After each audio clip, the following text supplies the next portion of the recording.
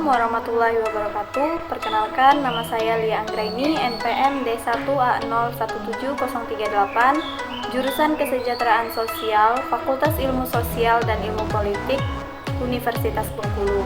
Dalam video kali ini, saya akan menyampaikan hasil resum buku yang berjudul Metode Kuantitatif untuk Analisis Kebijakan yang dikarang oleh Swedi, PT Penerbit IPB Press, Kampus IPB Taman Kencana Bogor, 2013.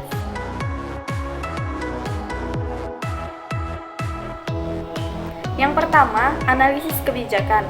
Seperti yang kita ketahui, analisis merupakan suatu kegiatan intelektual yang dilakukan dalam proses kegiatan yang pada dasarnya bersifat positif. Dan kebijakan merujuk pada 3 hal. Yang pertama, sudut pandang.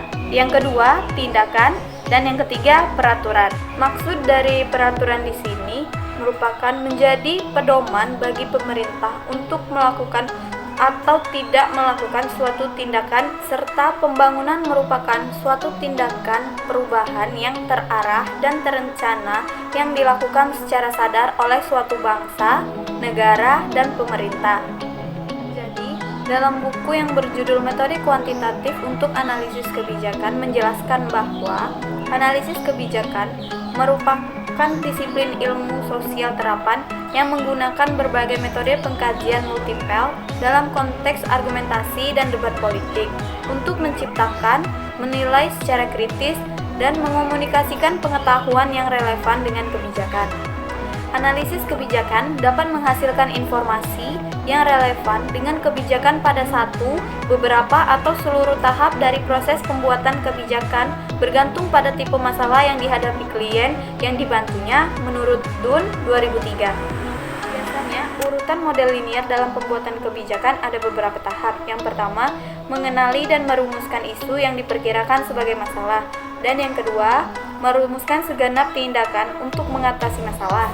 Yang ketiga, memberi bobot terhadap alternatif tindakan dengan mengenali risiko dan hambatan yang mungkin terjadi. Yang keempat, memilih tindakan sebagai kebijakan. Yang kelima, pelaksanaan kegiatan. Dan yang keenam, evaluasi terhadap tindakan yang akan dilakukan.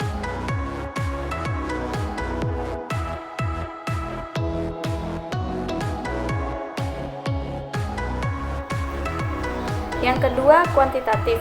Pendekatan kuantitatif pada umumnya tidak banyak menimbulkan perdebatan dibandingkan dengan kualitatif, karena lebih terukur dan melibatkan penggunaan data seperti data numerik, sehingga dapat mengurangi subjektivitas atau bersifat bias.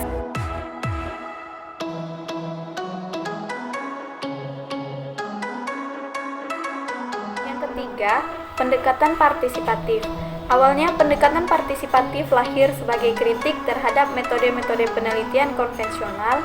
Dua di antara banyak metode penelitian konvensional yang menjadi sasaran kritik yaitu: yang pertama, penelitian yang terlalu banyak menggunakan logika sains, dan yang kedua, penelitian yang menggunakan etnometodologis.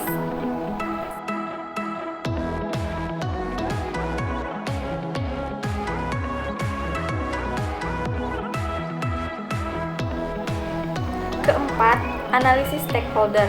Analisis stakeholder menjadi alat penting dalam mengidentifikasi para pelaku pembangunan, dan ada beberapa manfaat dari analisis stakeholder. Yang pertama, memberikan gambaran yang jelas tentang stakeholder, dan yang kedua, memberikan kesempatan semua pihak untuk memahami kondisi dan dinamika masyarakat, dan yang ketiga, memberikan data yang diperlukan untuk menentukan tujuan, sasaran, dan teknis pelaksanaan perencanaan pembangunan. Dan yang terakhir, keempat, menyediakan data dasar bagi kepentingan evaluasi monitoring perencanaan partisipatif.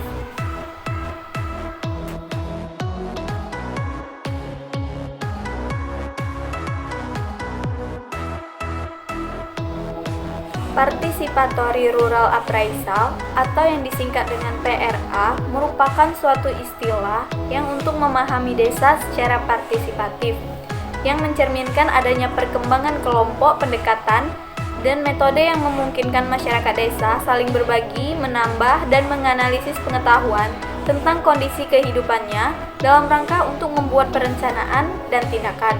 Dalam PRA ini, masyarakat sendirilah yang menjadi pemilik dan saling berbagi informasi, sedangkan orang luar hanya sebagai fasilitator.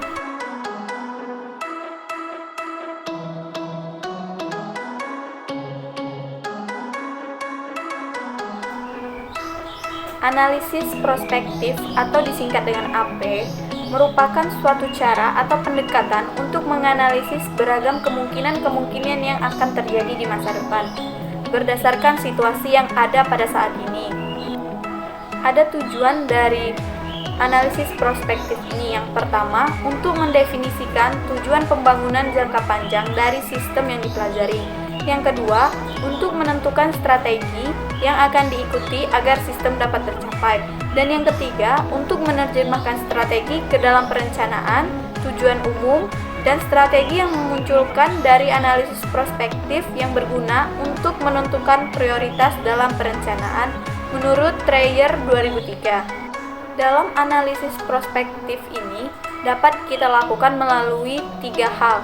Yang pertama, mengidentifikasi faktor penentu di masa depan. Yang kedua, menentukan tujuan, strategi, dan kepentingan pelaku utama. Dan yang ketiga, mendefinisikan dan mendeskripsikan evaluasi kemungkinan untuk di masa depan.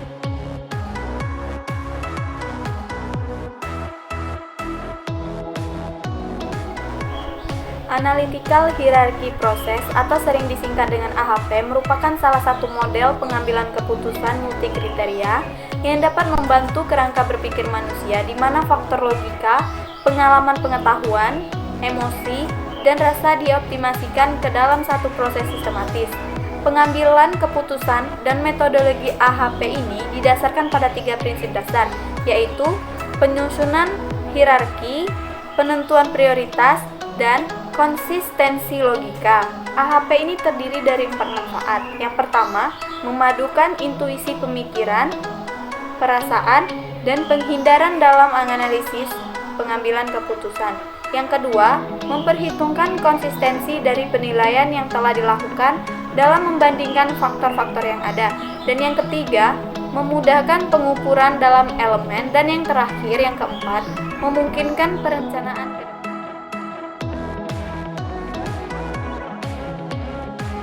Trade-off analysis atau sering disingkat dengan TOA merupakan sebuah proses di mana stakeholder dilibatkan untuk mempertimbangkan strategi-strategi pengelolaan yang berbeda dan secara tegas menentukan prioritas.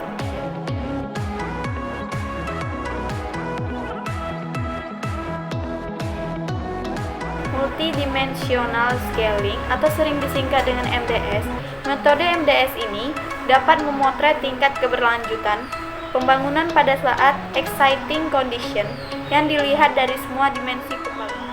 Berdasarkan hasil pengamatan lapangan atau data sekunder yang tersedia, maka setiap atribut diberikan skor yang mencerminkan keberlanjutan dari dimensi pembangunan yang bersangkutan.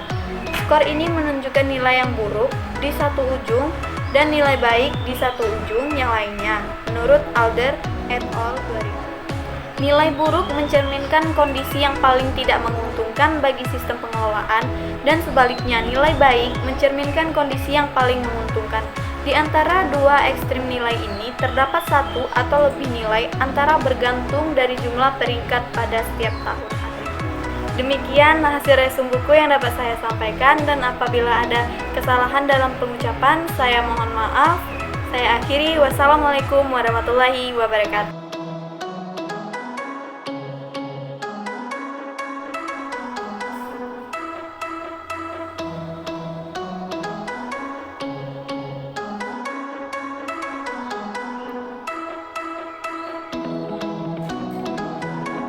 Dan kebijakan merujuk pada 3 hal.